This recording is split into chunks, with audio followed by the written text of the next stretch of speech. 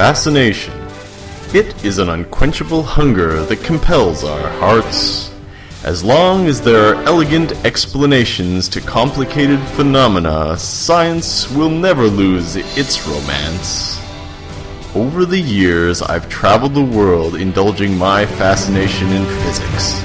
And now, I find that a new hunger has woken within me. A fiery need to share these great ideas with the people around me. And so, I've assembled a team of some of the greatest, most lucid, most creative minds I've encountered in my travels. And I call them my Titanium Physicists. You're listening to the Titanium Physicists podcast. And I'm Ben Tippett. And now, allez, physique!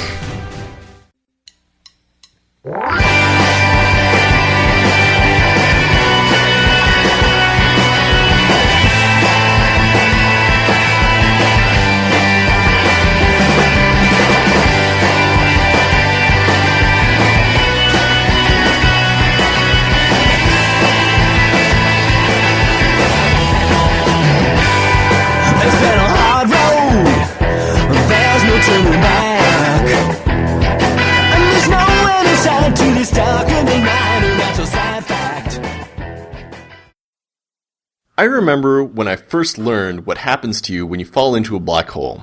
It was the summer of 2001 when I was first learning general relativity. Bill Unruh had lent me a preprint of Sean Carroll's new textbook, and it had been a hot day. But it was evening, and I was alone, and it was lonely. I was house-sitting for my parents. I remember feeling very sad when I learned about how everybody you know will die. No, wait. That wasn't the first time.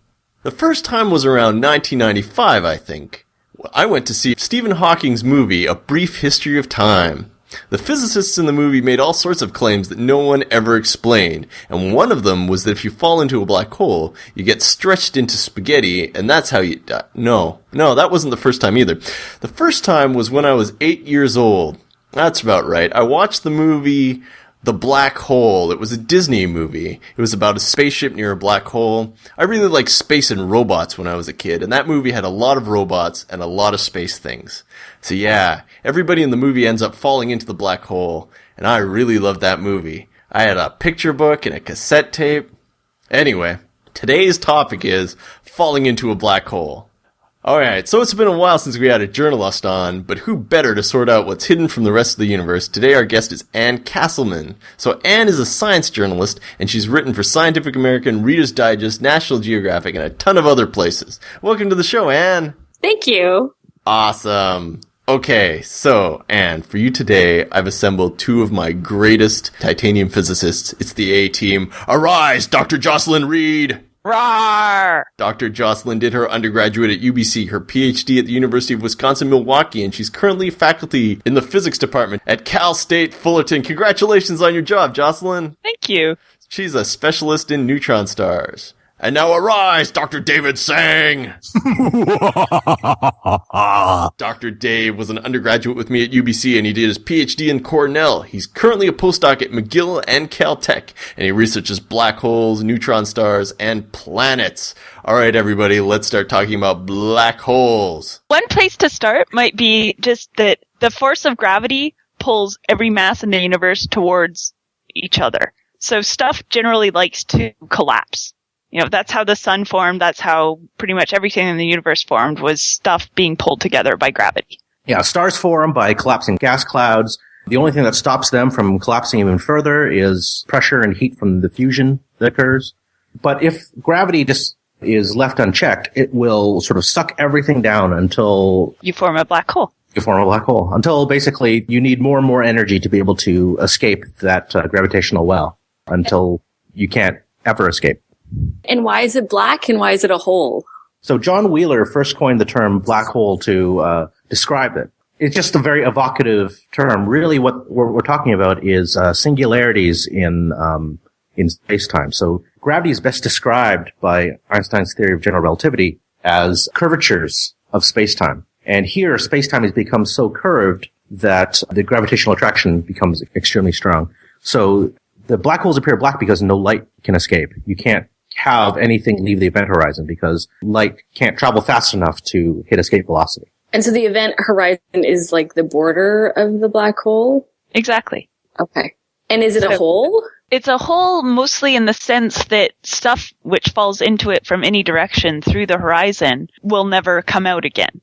So it's a hole just in the way that there's some boundary in space that if anything crosses that boundary, it's lost forever. So it's not like a two-dimensional hole. It's a 3D object that if you throw something in, it can never, ever come out. So if you approached a black hole from like a helicopter, like up, down, side to side, other side to side, if you approached it from any of those angles, you would still just disappear forever.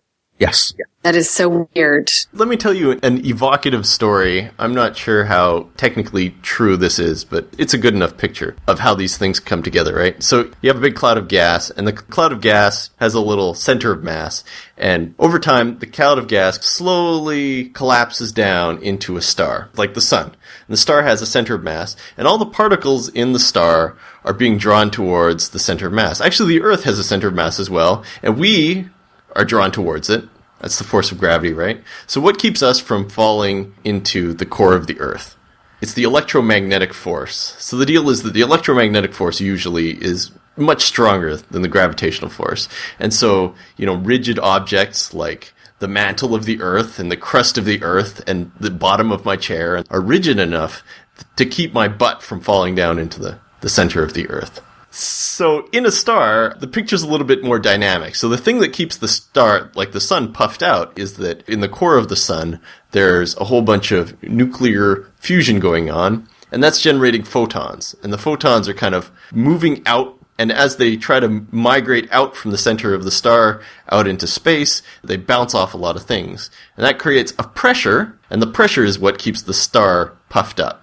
But essentially what happens is this process can only last as long as the star can keep fusing things and generating these photons to puff it up. So eventually the star runs out of fuel, it stops being able to generate these photons, and it starts to kind of shrivel up. There's a bunch of very complicated things that happen, but in essence, once the star can't fuse stuff anymore, it loses its ability to resist the gravitational pressure. There's a bunch of things that stars can collapse to, and basically black holes are the most extreme one. They're the case where every possible way for matter to resist being crushed down is overwhelmed by just the amount of mass that's just trying to all compress down and be pulled together. And when there's no type of matter forces at all that can resist this, then you end up with a black hole, and that's sort of the point of no return. So you can have different intermediate things we call white dwarfs or neutron stars where quantum mechanics makes its last stand against gravity. But if you have too much matter all clumped together, that's still not enough. There's a limit, and everything just keeps collapsing to beyond what we can detect anything besides just a black hole. So if you have a star about the size of our sun and it reaches the end of its fusion and it starts collapsing, it'll form what's known as a white dwarf that's held up because electrons like to be too close to each other. It's held up by a quantum mechanical effect called degeneracy pressure. If you have a star that's somewhere between 8 and 20 times the size of our sun, a star will collapse to form a neutron star where the star is held up by neutron degeneracy pressure, which is even stronger than electron degeneracy pressure. And if a star is greater than around 20 solar masses, it will most likely form a black hole when it collapses, where no forces are strong enough to keep this thing from collapsing all the way to a black hole. But these collapsed stars aren't the only black holes that we know of. There's also large black holes at the centers of each galaxy, it's thought. For instance, at the center of our galaxy, there's an object we call Sagittarius A star, and it seems to be a 2 million solar mass black hole. So it's a black hole that's 2 million times the mass of our sun. So does that mean that the black hole is actually how do you measure the size of a black hole? Well, one of the ways is you look at the stars that are near the black. You can see movements of stars around this point where we think there's this black hole. And they orbit this kind of the same way that a planet orbits the sun, and the speed at which it whips around the black hole tells us about the mass of that black hole. So there's this group of astronomers at UCLA that have been tracking these stars. They're called S stars. But they're tracking these stars in the infrared, and they need the infrared because there's a whole bunch of dust in our way, and we can't really see with normal light, but we can see it in the infrared. Oh yeah. These stars move around really, really, really fast. They're ones that just zip around like crazy. And because of sort of the kinematics of how they're moving, we can figure out how strong the force of gravity is that must be pulling on them. And so if you calculate how big a mass must be affecting these stars, it comes out to about 2 million solar masses. And that's pretty big. And so does that mean that the black hole is that big? We have sort of limits on how big that object is. And it's actually really, really small. Like the only thing that has that much mass in that little volume must be a black hole. So the event horizon is kind of a threshold of which if you cross over, then is that it? You get sucked in? Like at what point can you orbit a black hole, and at what point are you like part of it? Okay, the event horizon is the point of no return, and there's a really fun thought experiment description for it that you can describe using classical mechanics. So let's say I throw a ball up in the air. The thing that determines how high it goes before it collapses down isn't how much energy I give the ball, it's how fast I throw the ball, the speed, right? So if I take a cannonball and I take a softball and I throw them with the same initial speed, they'll both rise up to the same height before collapsing down. That's why Earth has one escape velocity. Anything on Earth gets fired up with the escape velocity. That means it's fast enough that it won't come back down again, but it will hurtle off into space. Right. Okay. The kicker is that the only thing that matters is velocity. So light has a velocity. It's the speed of light. Even though it doesn't even have mass, in terms of classical mechanics, light shouldn't feel gravity at all because it's massless. There should be a planet out there, they called it a dark star back in the day, that's so heavy that on the surface of it, the speed of light is the escape velocity. So the idea here is that even light wouldn't be able to escape this thing. And essentially that's kind of what's happening to a black hole. In a black hole, the thing that determines how far away from a gravitational object you can travel is its speed.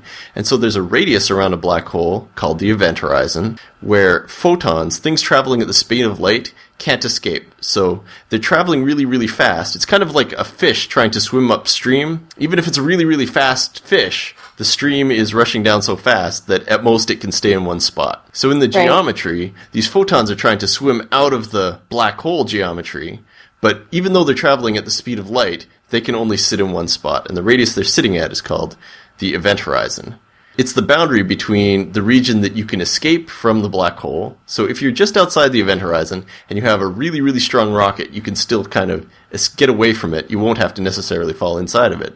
But once you're on the other side of that, not even light can make it back outside. So we've talked about the event horizon, and it's like, is it like a door threshold that you just walk over and then you'd be sucked in, or would you be would you start to get sucked in towards the event horizon already, and then it would just be a question of like once you hit the event horizon, which you would inevitably do because it would draw you in. So you're always pulled towards something massive like a black hole, but the same way you're pulled towards the Earth. So you feel a pull. The event horizon is the point where no matter what you do, you cannot escape it. It's game over, man. Yeah.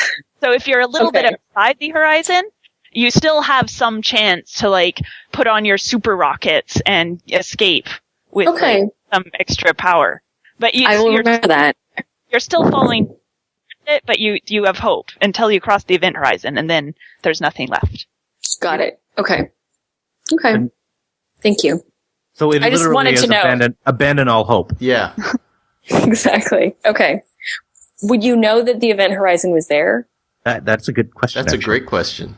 You might not. You just like feel it, like you just feel your spaceship being like, just getting like pulled in. You kind of can't.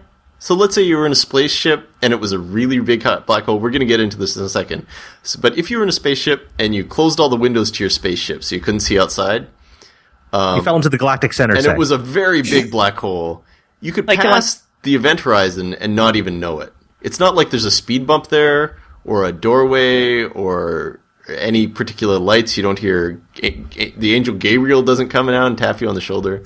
It's just you'll feel nothing. You'll feel exactly the same way you would falling normally. So does that mean that were you to cross the event horizon, you would all of a sudden see all the light that couldn't escape the event horizon? Like, would it be really bright inside a black hole? That's a very, very good question. Yeah, great question.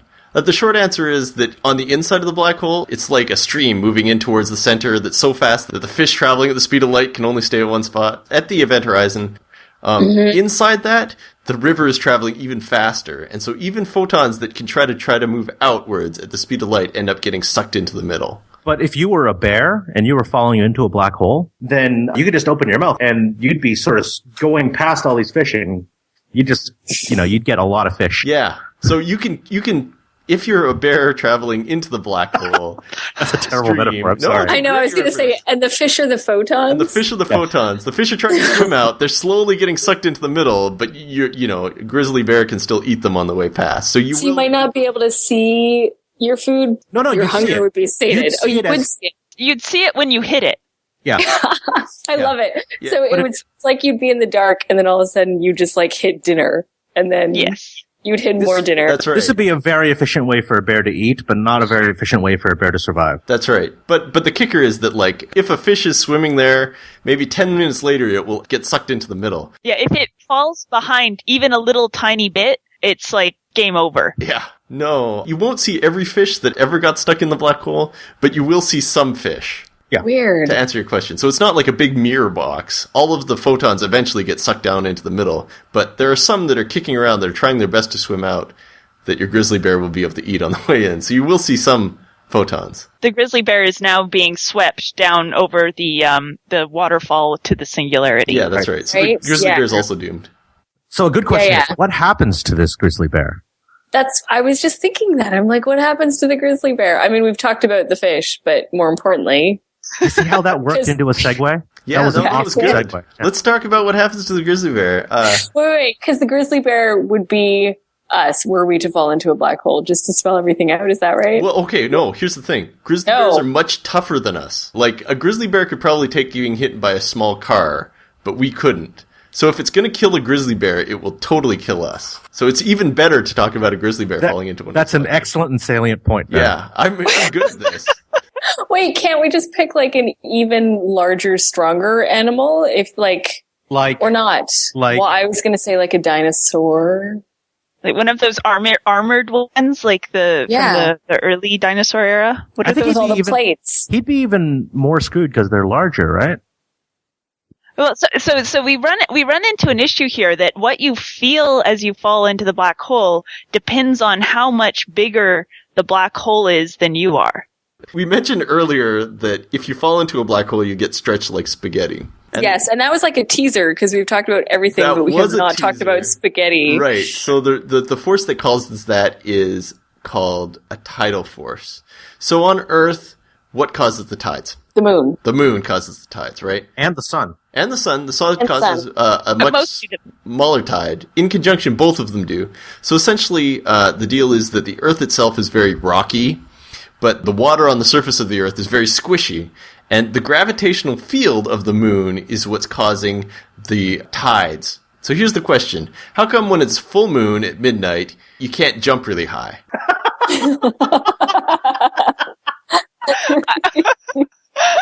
These questions never occurred to me. I know. So if the gravitational field from the moon is attractive enough to squish all the water on the Earth and to displace it and cause these crazy tides, why can't, when the moon's right directly above me, why can't I jump really high? And the answer is that it's not quite the gravitational attraction of the moon that's causing the water on the Earth to kind of distend and form the tides. It's actually the difference between the force of gravity on the moon from different points on the Earth, right? So when the moon is directly above me, I'm going to feel some gravitational attraction towards the moon, right? You are. I am. When you jump. Yeah, naturally, right? But it's not very strong. It's actually fairly weak. But somebody standing on the other side of the Earth from me will also feel an attraction towards the moon, right? Through his feet down towards the bottom. But the force he feels towards the moon will be weaker than the force I feel towards it because I am slightly closer to the moon than he is, right? Right. I'm an Earth's distance closer to the moon than him. So the deal is that around the surface of the Earth, different people will feel an attraction towards the moon that's slightly different. And the overall effect of this is that... Maybe the best way to think about this is, imagine you had a pearl necklace that you dropped from space. Okay. It starts off as a circle, and it's falling towards the Earth, okay? Now, the pearl closest to the Earth feels a stronger force than the pearl that's farthest from the Earth, right? Mm-hmm. So the one that's closest to the Earth falls faster than the one that is further from the Earth. So it stretches out downwards. Now, the two ones on either side, let's say the pearl on the right-hand side and the pearl on the left-hand side, now they have a slight... They have a slight angle on the force to go to the center of the Earth instead of straight down. Right, exactly. So they feel a slight relative force pushing them together. So they get squished inwards. So you get the stretching up and down and a squishing horizontally. And that's what happens to a bear. As the necklace falls, it doesn't stay in a perfect circle. It's going to elongate a little bit, and then the sides are going to get pulled in a little bit by the tidal forces. And this is the same shape that the oceans of the Earth make relative to the Earth. I just realized we should have thrown a pig into the black hole, because then we could have talked about pearls before swine. Yeah, so the deal is that this tidal force kind of depends on how large the object is with respect to its distance away from the gravitational object, right? So the Earth is really large, and it feels a tidal force from the moon because its size scale is sufficiently large that it can, whereas I'm relatively small compared to the force of gravity on the moon. So my body doesn't feel a tidal force because the force of gravity attracting me to the moon isn't that different across my body, okay? That makes sense. But if your body spanned like the world, it would. That's right. Yes, if you were a Earth-sized person, you would be feeling kind of funny because this orbiting moon around you is pulling you in different directions as it goes. Okay. So the same thing happens with black holes. If you're a really tiny thing falling into a huge black hole, you don't care. You can just fall in. You're like, what? Was that an event horizon? I don't know. But if you're falling into a small black hole, that's actually more dangerous, because tidal forces from the black hole could be enough to tear you apart or spaghettify you by stretching you a whole lot along the line of your fall and squeezing you around the middle. And that's what we call spaghettification. So if you threw, say, a bear into the black hole mass of the sun, which is only like 3 kilometers across. Well, so well before you actually fall into the event horizon, the bear would have been spaghettified. So you'd get bear spaghetti. Wow. Yeah. Okay. But if you threw the bear into a galactic center, say, like 2 million solar masses, like the one at the center of our galaxy, the bear would be fine through the event horizon. He'd only later. Yeah. I mean, I was just going to say, like, you'd have to give him like oxygen. Eventually, as the bear, so if the bear falls through the horizon and continues to fall, the tidal forces will continue to increase. Yeah. So eventually, the bear will be spaghettified. Right, so he goes from like spaghetti to spaghettini to like angel hair pasta. But the key thing here is that we won't have to see it. Yeah, we'll never see the bear being torn apart horribly. Right, but if we were following the bear, like what would that feel like? That's the case where we might not notice that we were falling into a black hole until, sometime before the death by spaghettification. You'd start to feel a little woozy probably and maybe like, oh, I'm getting kind of a nice, chiropractic back cracking sensation. Ew. Okay. Hoping that you're going like head or feet first. Right. Yeah, I'm assuming that. So you might feel like kind of like you're hanging from a bar and you feel like kind of a nice stretch, but then it just keeps increasing. Well, so the take home that I'm getting is like, just never find yourself in a space from which photons cannot escape. Well, as Dave said, if it was a solar mass black hole, so 3 kilometers or wide-ish, you would get spaghettified even before you entered the event horizon. Right. So don't ever go near any black hole ever, because... Death by spaghetti. So let's start talking about what happens if...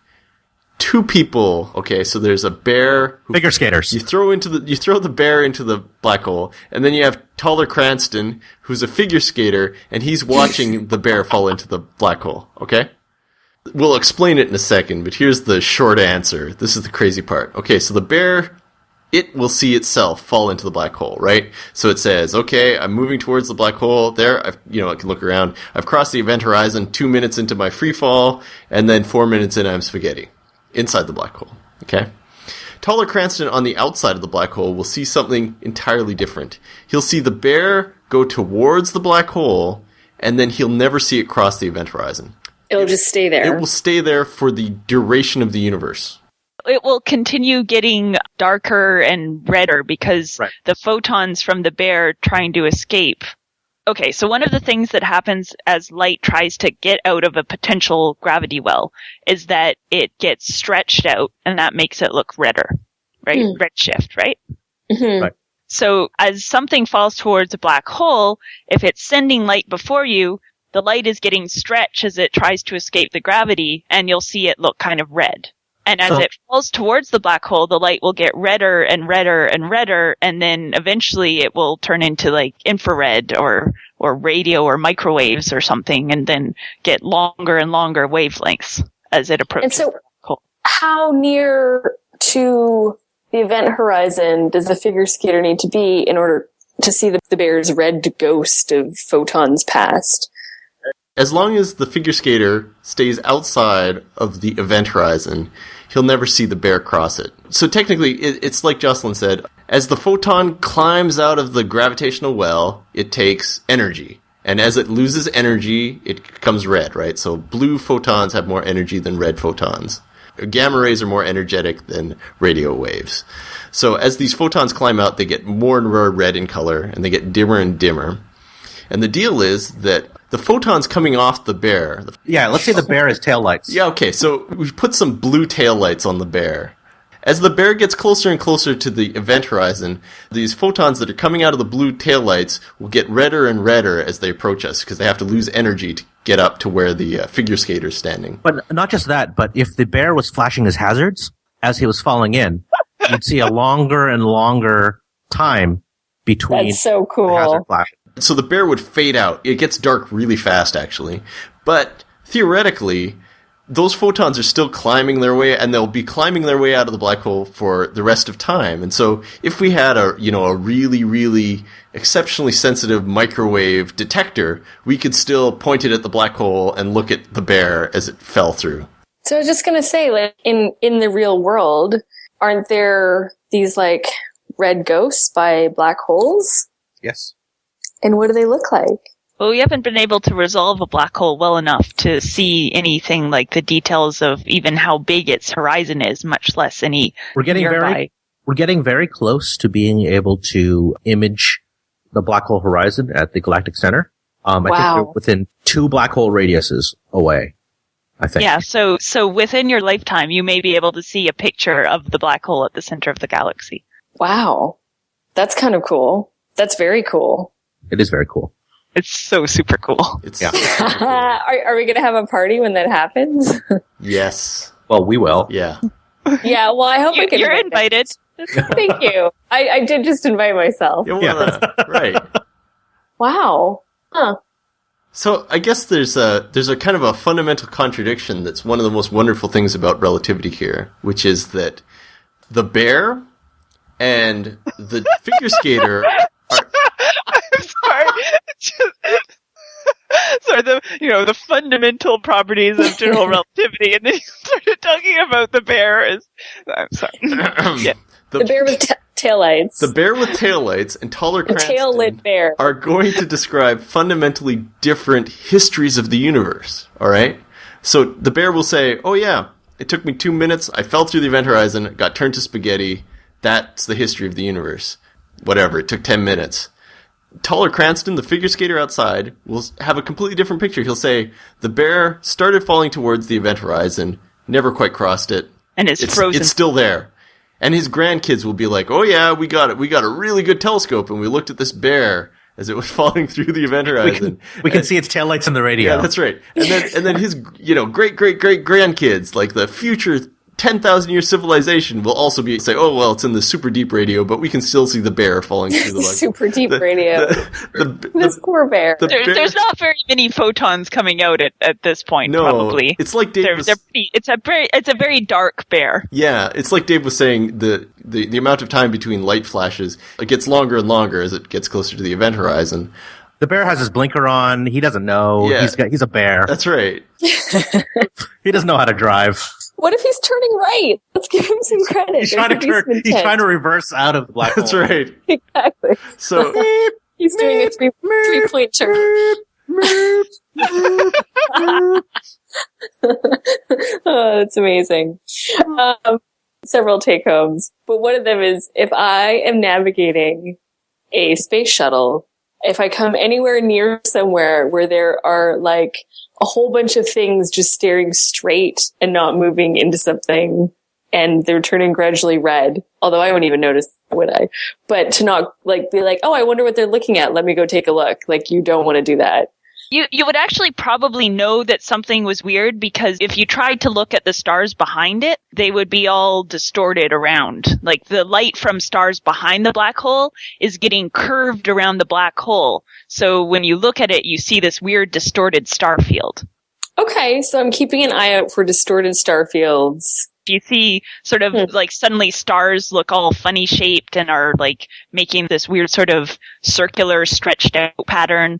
And then there's some sort of very faint red stuff coming from the center of that pattern, then that's sort of a region of space to avoid. If you see a bear pass you in a Ford Fiesta looking at a map, then don't follow the bear. Got it. No matter how much salmon awaits them. Right. Yeah.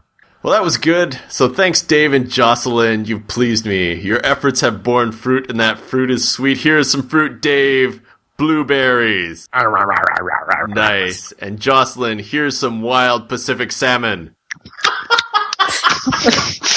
Interesting fruit, Ben. Fantastic. Well, it's called the fruit of the sea. Now. That's tuna. That's the chicken. I had all sorts of fruit-eating noises prepared, and you left me at a loss.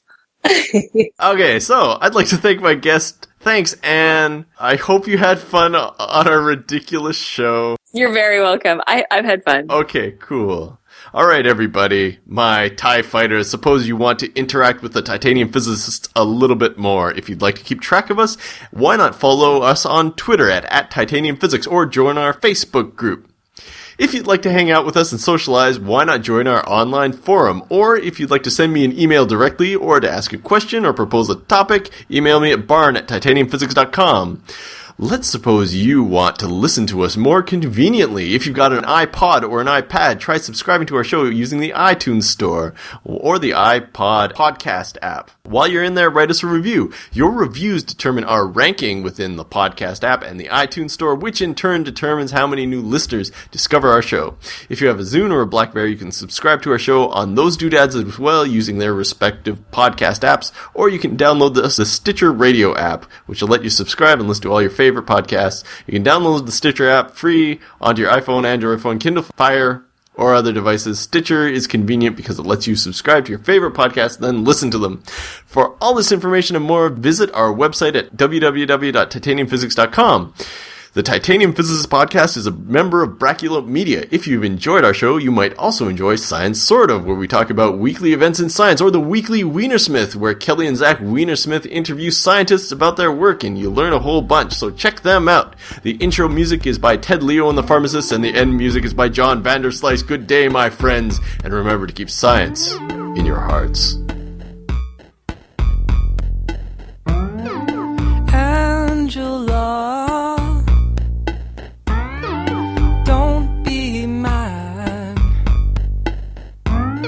something I gotta tell you, dear, before you come back here.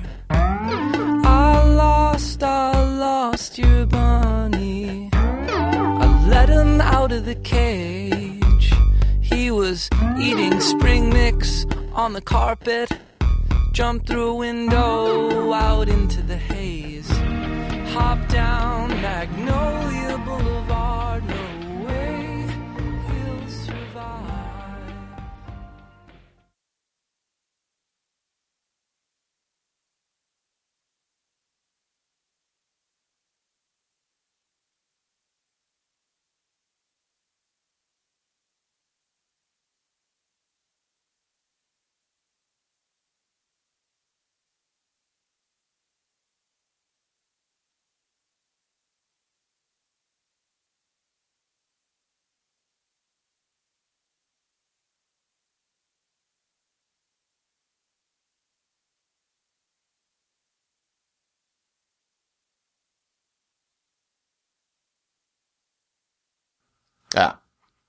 That was an okay intro. It wasn't half an hour. Usually my mouth is pretty dry. I had to mute myself to stop at giggling at your black hole stories. I know, I was actually giggling a little bit, being like, oh, I don't know if I should be laughing at this. Why? They're funny. They are funny. Yeah, but we don't want to like giggle over your whole intro and then you have to record it again. No, see, I record 2 different tracks of us, so I have my own vocal track and I can mute everybody out when I'm talking. Which is why I sound like I know what I'm talking about, and nobody ever interrupts me on the show. That's why it sounds like we always pay attention to what you say. That's right. It's a good trick. I need that in my life. Sorry, I'm just going to mute you all now. Okay, so where was I? Exactly. It also made me think it's not surprising that you wound up a titanium physicist. Well, it never occurred to me that the roots ran so deep before I wrote the introduction to the show, to tell you the truth. But the issue... Yeah, I'm trying to think about when I first heard about falling into a black hole. I don't know when it would have been. I didn't watch that Disney movie. Oh, it's great. They fall into the black hole, and you know what's on the inside the black hole? What? Hell. Is it hell on the inside of a black hole? Well, also heaven, because it's an American movie. And then the good guys leave the black hole through the other side, whatever that means. So it wasn't quite hell, but the bad guy goes to hell when he's inside the black hole. It's very Have trippy. you gone back and myth busted your, I don't know, memory forming physicist making moment from when you were 8? Well, I remember... Well, I mean, I didn't get much from the movie. Mostly I was just watching for the robots and the space stuff. But I remember that there was a big issue of what happens if you fall into a black hole. And then, really, I think going to university when I was actually learning general relativity was scratching a lifelong itch to figure out exactly what happened on the inside of the black hole. Interesting. Yeah.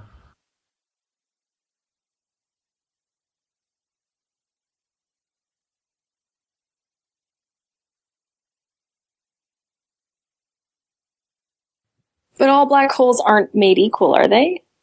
Black holes are surprisingly similar, actually. Really? Because they all collapse into the same thing eventually? The only thing that they have that's different is mass and spin. Basically, all you see is how fast it's spinning and how massive it is. Other than that, they all look identical. So that everything else gets kind of... When a black hole collapses, the only thing it remembers is how massive it is and how much angular momentum it has. All other sort of information is gone. Right. So, and is the mass necessarily related to size, though? No. Yes, it's directly related to size. It is. Okay. We've been painting this picture of the black hole evolving in terms of matter collapsing down. So you imagine the sphere, it's collapsing down. Let's talk about what you would see if you were standing on the surface of this sphere, like the surface of the planet. We know that gravity gets weaker the farther away you get from an object, right? Mm-hmm. And the converse is, the closer you get to the center of mass of a really dense object, the higher the gravity will be. So one of these balls of collapsing matter, if you're standing on the surface, as it collapses down and the radius gets smaller and smaller, the force of gravity is going to increase dramatically. As you're standing on the surface. As you're standing on the surface. So it will go from, big dust. It will overwhelm the electromagnetic force, and then it will overwhelm these quantum mechanical forces, and then there's no part of this matter that's strong enough to resist the force of gravity. And from that point on, it will collapse down into essentially a point. And all that's left behind, outside this point, is essentially the gravitational field, the curvature of space-time. And so when we talk about black holes, we're not talking about the singularity specifically. We're not talking about the matter anymore. We're talking about the attributes of this geometry that's left behind once all the matter has collapsed down into a point. And so when you're talking about mass, is the mass the point? No, it's... By mass, we mean the mass that we can measure by its gravitational effect. Right. So the mass is sort of like when you're far away from it, you can see how you're pulled towards it. And that characterizes the mass. Okay. Because the properties of black holes are essentially just the geometry of space-time, black holes that have the same mass will also have the same size. For instance, if the sun somehow collapsed to a black hole, it would be about 3 kilometers across. Okay. Rather, the event horizon is about 3 kilometers across. And so any black hole that is that mass will be that size. Yeah. It doesn't matter what the original matter was made from, because all that's left is the gravitational footprint left behind before the matter collapsed down. out of sight. If you had a horrible ball of bees where the bees couldn't escape because they were gravitationally attracted to one another, which they are, a monstrous, buzzing hell planet collapsing under its own weight, eventually the black hole that's left behind would have the same size as the black hole left behind by the sun. If it was a sun's mass worth. A sun's mass worth of bees. Right, okay. So it doesn't matter what the matter was that collapsed into the black hole. All that matters is how much mass was there originally that collapsed.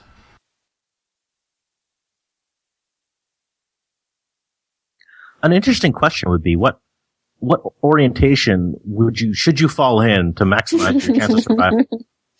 You're not going to survive, so... No. So to maximize your time of survival. Yeah. Oh, to maximize your time of survival. Yeah. So I'm guessing I'd want to go in probably lying down? Yeah, we're not that type of doctor. Down? Maybe... curled up into a little ball. Yeah. There you go. Huh. That's Up into a little ball, and then you want... What orientation of your body do you think can best survive being stretched versus probably switched? ass first? Yeah, I'd guess that. No, you survive compression best along your spine, right? So do you? Is that true? Yeah. Ooh, I did not imagine that. Because you can carry a lot of shit on your head. But that's compression. Like, what about pulling apart? So compression, you want to be. So the compression is horizontally. So you want to. Can you carry so much stuff on your head that you can carry more on your head, but if you put it on your chest and lay down on the ground, it would crush you to death? Could you carry that much on your head? That's the yes, question. because you wouldn't be able to breathe. Right. Okay. Yeah. Yes, you want your lungs to keep working, so the lungs need to be able to breathe our space oxygen. Yes. What if you were spinning so that you could, distribute the pressure? You could even use it to, help you breathe. Yeah. But spinning could, I don't, just having read about Felix Baumgart, how do you even say his last name? But yeah, reading about the risks of his crazy space skydive. Like, if you spin the wrong way, then your head would just, your head, spine, Here you'd have to be spinning. I don't know if spinning would be able to counteract all the tidal forces. I don't think it could. So even them out.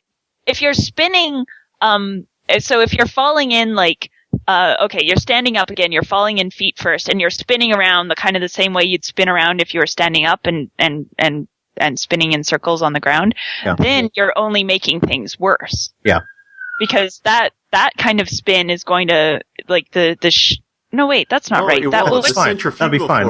Will, yeah, because you're doing the other way, you're making it worse. Right. Yeah, so if you're spinning really fast, then it's like the Earth's equator bulges out a bit, and the poles come in. So you can counteract a little bit of the tidal forces by spinning around really, really, really fast. Whoa, that's kind of cool. But you still get stretched. You still get stretched. And eventually you would die. Yeah. Eventually you can't spin fast. Eventually the tidal forces are much stronger than the interatomic bonds. So it doesn't matter how strong you think. It doesn't matter how strong your muscles are, because essentially all the atoms in your body are going. So, it doesn't matter if you're a bear. Literally, or not. yeah. Even a bear couldn't take it.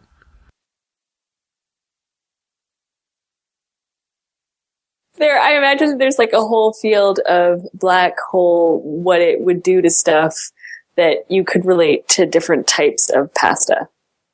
And bears. Like macaroni and bears.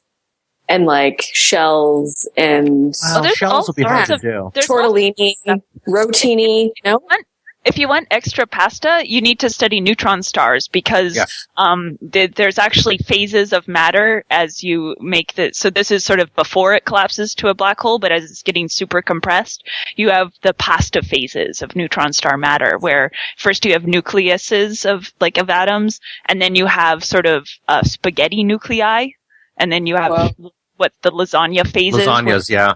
Oh my god, this is awesome. But there's no tortellinis. Tortellinis would be very hard to make. Raviolis? No, it's mostly spaghetti and lasagna. And then you have, of course, the anti-spaghetti. Yeah. Which is whoa. The holes are spaghettis. It's gluten-free. No, I don't know. but that's very much of a sidetrack to other pasta and astrophysics. Yeah. I like it. Those Italians, they were on something deep. I mean, they had Galileo, right? So, or did they? They did. Galileo was Italian, wasn't he? Sounds Italian. Yeah. Okay. It's him and the pasta makers. He threw the balls off of the Tower of Pisa. Yeah. Really? Yep. Well, I thought it was a feather in a ball. in the story, yeah. I thought he rolled it down in a the ramp. story, he rolled 2 balls down a ramp, but then in the other story, he dropped a feather in a... Yeah. I think the feather and the ball landed at the same time. And then he declared him a wizard, and he got burnt by the Vatican because he can make a feather fall with the speed of Sounds a like- rock. history there. So, wasn't it like a wooden ball and a metal ball? So they the same shape, so they had the same air resistance. And Yes, then, yes. And then it was like he rolled different balls down ramps, I think was Where does the feather come in, though? Because there is Tickled definitely the a balls with a feather. feather. in He it. tickled the balls with a feather. Exactly. Jesus Christ, Yeah. Dave. We want a family-friendly rating on this podcast. we do. Not anymore. Should have told us to begin with, Ben. Okay, so if you look at the world in a really quantum way, and you look on the tiniest length scales, There's always like a background fluctuations, quantum fluctuations can suddenly become large enough that you can create a particle and an antiparticle. so all the time on the tiniest scales, you don't just have a vacuum. You have this continuous, just random happenstance that, say, a positron and an electron come into existence, like from some bit of energy that just randomly fluctuated. They go a little ways, and then they basically always in normal everyday vacuum fall back together and cancel each other out, and the result is nothing. The result is exactly the nothing that we observe. But if you have a black hole, this quantum foam can produce these 2 particles, and then one of them will fall into the black hole, and if they're just right on the horizon, one of them can fall in and the other can escape. So then you get this outflow of these like say an outflow of electrons from black hole, whereas the positrons will fall in, or vice versa. And so this means that the black hole can act as a source of energy. And this energy that it radiates off is called Hawking radiation. And Cool. it means that black holes, since black holes radiate, they have, you can sort of look at their spectra, they would have a temperature. So if you have a black hole that's the same mass as the sun, then it has a temperature of 60 billionths of a Kelvin. It's really a tiny, tiny amount of radiation. There's more random background radiation in the universe from the past history of stuff happening. And the smaller the black hole gets, the more Hawking radiation in it. That's right. The hotter it is, the smaller black hole is, the hotter the radiation emits is. So, And the faster it cooks the pasta. the hotter it is. No, that's actually almost right. And you're also pastifying further outside the tiny black hole. Yeah. So it's got a very fine angel hair pasta by the time it reaches the heating point.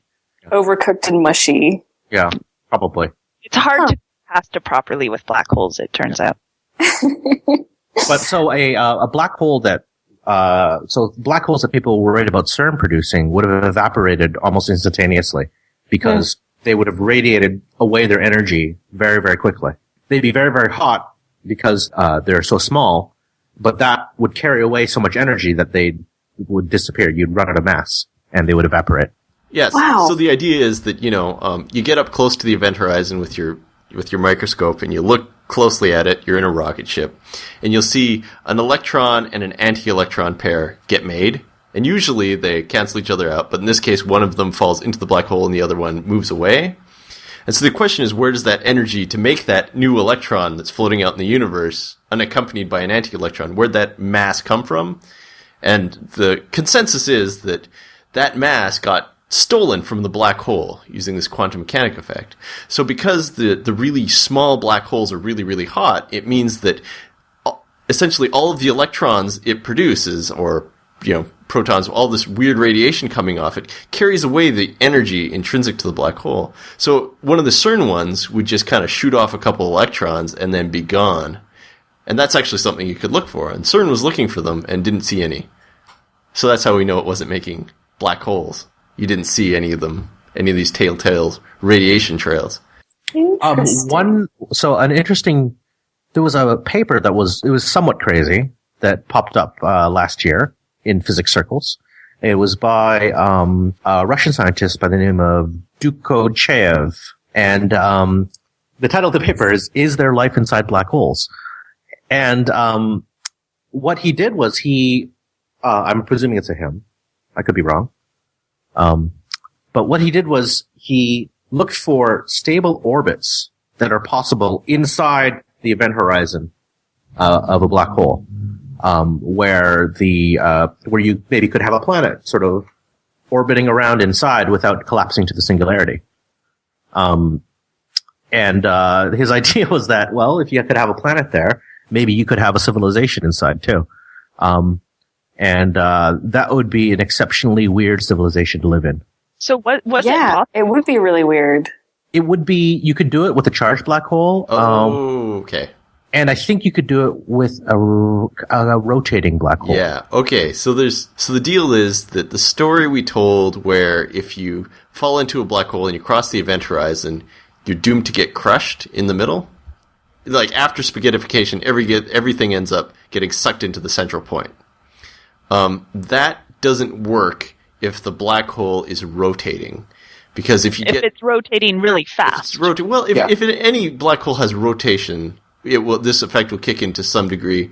Because what happens is if you get really close in, the space-time gets kind of a centrifugal force kind of kicks in from the rotating space-time when you get really close to the center. It sort of pulls you around. And so if you get really close into the center of one of these rotating black holes, or a black hole with an electric charge, you kind of stop feeling like you're getting sucked into the center. So you can exist on the inner inside of one of these. Essentially, you'll cross another boundary, another one-way boundary, and then you can live on the inside of one of these crazy black holes. And that's bonkers. But it's fun. It is bonkers, but it's very fun. Oh, yeah, super fun. The inside of a rotating black hole has a ring-shaped singularity instead of a normal one. And not everything gets crushed by it. You can live inside one. But would the stuff necessary for life handle doesn't it need light or water or other stuff? Probably. It's a very minimal condition for life. Yeah, it's tongue in cheek. Not being crushed to death is a very So bacteria. We're talking bacteria or prions. Well, let's say you had a giant, like a billion solar mass black hole at the center of some galaxy, and you had a bear, and you threw the bear in, and the bear was smart, and he knew one of these orbits. He could. And the bear had a rocket. And the bear had a rocket to put himself into one of these orbits. Then maybe the bear could survive until he ran out of food and oxygen.